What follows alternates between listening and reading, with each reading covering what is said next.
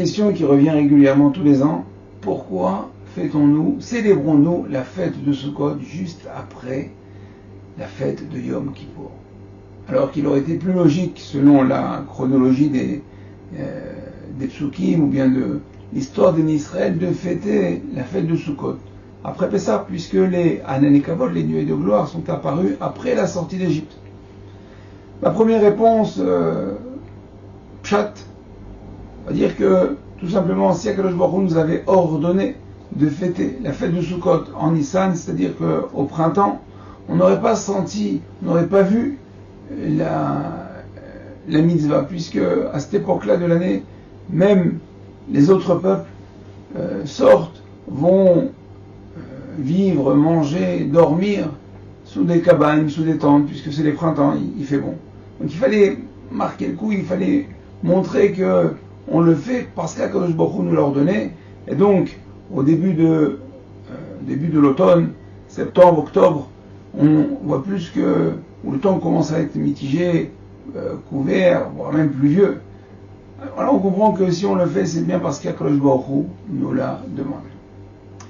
Deuxième raison, c'est que après la sortie d'Égypte, donc comme on a dit que les Hanan et Kavod sont apparus, mais elles ont disparu lors de la faute du veau d'or. En effet, le Chet HaEgel, où les Bnei Israël ont lourdement fauté, les Hanan et Kavod, ces nuées de gloire, ont été supprimées par Akadosh Baruch Hu. Moshe Rabbeinu va monter pendant 40 jours pour demander, implorer à Akadosh Baruch Hu de pardonner les Bnei Israël. Et après 40 jours, il redescend avec ce pardon. Et lorsqu'il redescend, nous sommes Yom Kippour. Yom Kippour, c'est justement ce jour du pardon qui, l'essence même du pardon, date déjà depuis cette époque-là. Et il redescend. Et il dit, voilà, maintenant nous allons construire un Mishkan, un sanctuaire pour Akadosh Baruch Hu, que chacun vienne et offre de l'or, de l'argent, du cuivre, des matières précieuses. Et là, pendant 4 jours, les Bnei Israël ont donné des divlev, avec leur cœur, ils ont offert des offrandes à Akadosh Baruch Hu. Et pendant 4 jours jusqu'au 15, et là, Moshe Rabbeinu dit, c'est bon, ça suffit, on a ce qu'il faut. Et à ce moment-là, le 15 Nissan, le 15 Tishrei, les Hanan et Kavod sont réapparus. Et donc, c'est pour ça que nous refêtons, nous recélébrons le retour, en fin de compte, des Hanan et Kavod, des nuées de gloire, le 15 Tishrei, justement, juste après Kippour. Notre raison, c'est que, après Kippour, nous avons été pardonnés, on espère avoir été pardonnés de toutes nos fautes, lavés, expiés. Mais peut-être que nous avons encore sur notre tête, des décrets. Et oui, peut-être qu'on a été chayav de galout. Chayav galout, c'est-à-dire chayav d'exil. Alors pour prendre les choses en main, devancer entre guillemets, le décret, il y a Akadosh Baruch Hu, tu sais quoi? On va s'exiler de nous-mêmes, on va aller vivre dans la soukha. Pendant 7 jours, on va sortir de notre maison, on va aller dormir sur le parking, on va dormir sur la terrasse. Et donc, prends ça en compte comme si c'était l'exil, comme si on était chayav de galout. Enfin, on sait que dans le Zohar, la soukha est nommée Tzila de Me'emenuta, l'ombre de la Emunah. On a, depuis le mois d'Elul, pendant 30 jours, nous avons récité les Slichot. On a imploré à Akadosh Baruch Hu, Avinu Malkenu, Rachum Vechanoun. 30 jours, on s'est levé tous les matins à Baruch Hashem pour réciter les Slichot. Ensuite, pour se préparer à Rosh Hashanah, puis à Aseret Yemei Teshuvah, les 10 jours de pénitence, pour arriver au grand jour de Yom Kippour.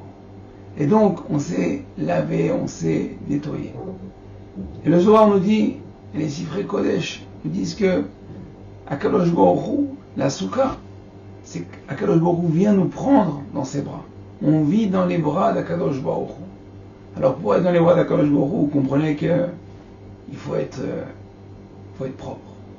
Et donc, quelle date mieux qu'après Yom Kippour pour venir dans les bras d'Akadosh Baruch Hu? Donc c'est encore une autre raison pour laquelle nous fêtons la fête de Sukkot juste après Yom Kippour. Il faut savoir que Sukkot, la mitzvah de Sukkot, c'est une mitzvah merveilleuse. Si on avait les yeux pour voir ce qu'il y a dans les murs de la Souka, toute cette shrina qui dégage, il faut savoir que le mot Souka est la même gematria que les deux noms d'Hachem, Yud Ke Vav Ke et Aleph Dalet Nun Yud. Hachem et Havaya, c'est la gematria de Souka 91, qui est la même gematria que Amen. Amen qui est la racine, le shoresh de Emouna. Pas pour ça qu'on appelle Tzila d'Emunta, à l'ombre de la Emouna. Même dans la construction de la Souka, on voit que il faut une Souka où il y aurait plus de soleil que d'ombre. Et bien cette Souka-là serait Psoula. On doit vivre à l'ombre de la Souka. Autre chose, on voit que ce sera une Souka qui est construite sous un arbre, et bien cette Souka-là n'est pas cachère. Par contre, si on coupe les branches de l'arbre, alors à ce moment-là, cette Souka devient cachère. C'est-à-dire qu'il faut déconnecter le végétal de la Dama. La Dama, c'est le chomer, c'est la gashmiut, c'est le matériel.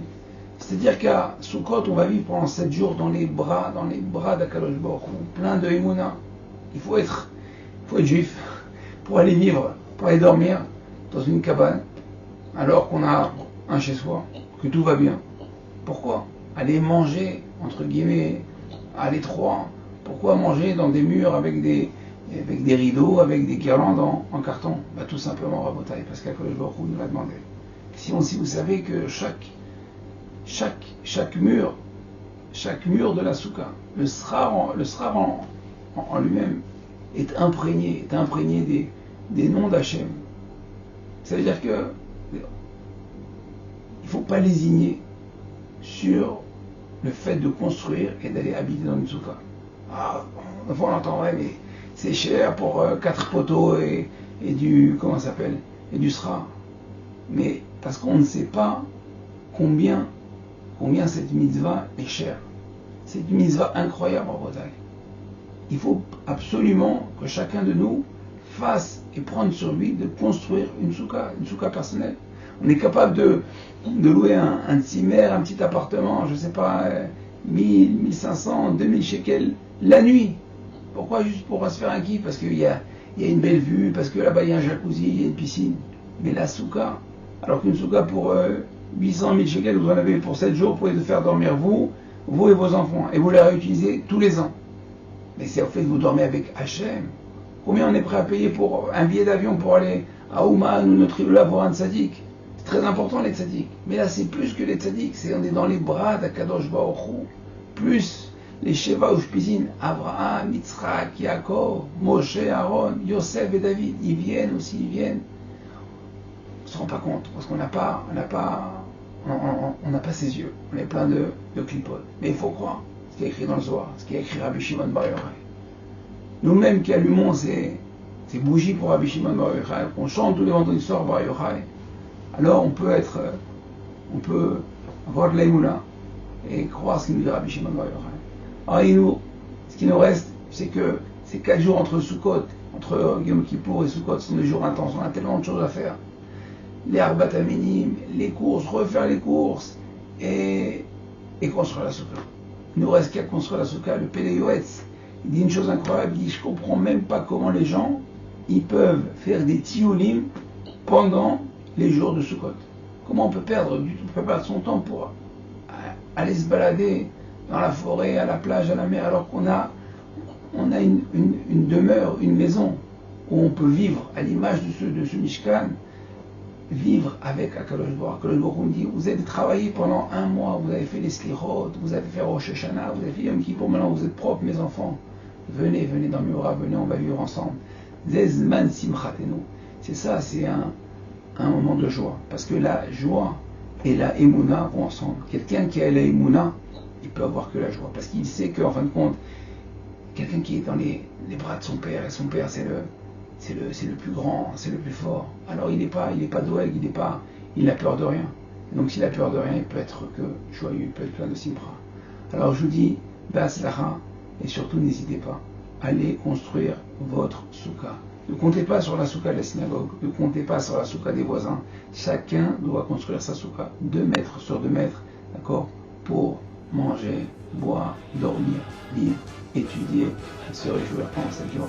Je vous dis à très bientôt.